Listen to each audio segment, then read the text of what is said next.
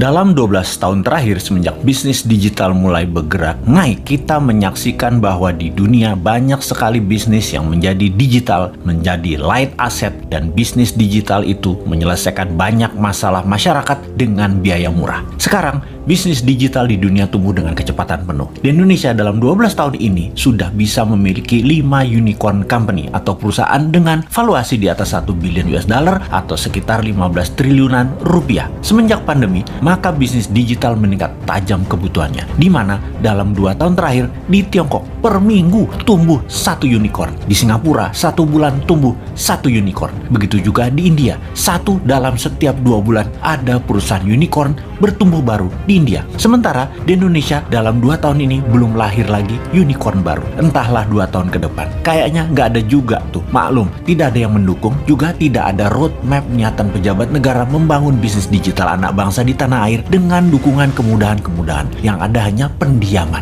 Ini faktanya. Kalau dilihat dari sisi bisnis, bagaimana kita melihat hal ini? Apakah orang Indonesia itu tidak kreatif yang bisa membuat masalah besar diselesaikan dengan teknologi digital? Atau regulasi pemerintah yang memang terlalu fokus di politik dan terlalu memikirkan pencitraan sehingga lupa mengangkat sendi bernegara lainnya seperti ekonomi, budaya, sosial, pertahanan, dan keamanan? Terlalu politik, sangat politik, serta politik adalah segalanya yang harus didulukan. Sungguh, unicorn ini berciri satu hal, semakin besar problem yang di-solve, semakin besar masalah yang terselesaikan. Maka semakin cepat perusahaan digital itu bertumbuh serta dibutuhkan karena memang menyelesaikan masalah-masalah besar tadi.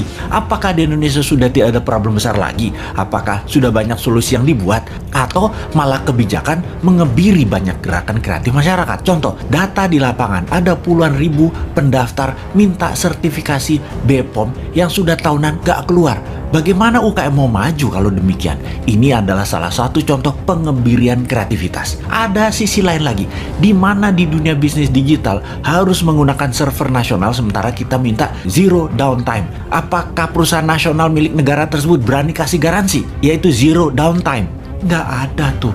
Bahaya dalam bisnis digital misalnya kalau mau transfer duit, tahu-tahu ngedrop. Namun server dan sarana internetnya nggak berani kasih jaminan atau ganti rugi.